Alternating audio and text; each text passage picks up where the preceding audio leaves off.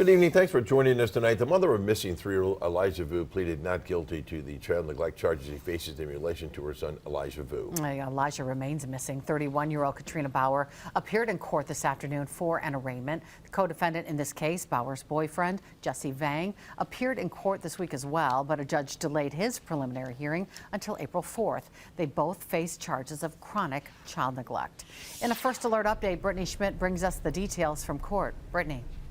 Cami and Bill, the hearing lasted all of 60 seconds this afternoon in Manitowoc County. Katrina Bauer appeared via video alongside her defense attorney. Bauer entered pleas of not guilty for all charges, which includes a felony count of child neglect and 2 misdemeanors for obstructing an officer.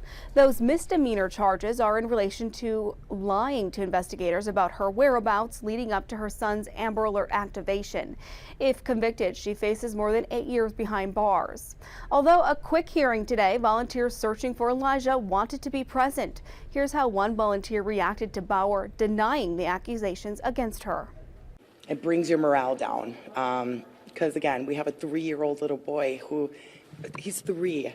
You know, he just didn't walk down the street and nobody didn't see him, or, you know, he's somewhere. And like I said, from day one, they know where he's at. And I wish to God that they would just tell law enforcement and just get this over with.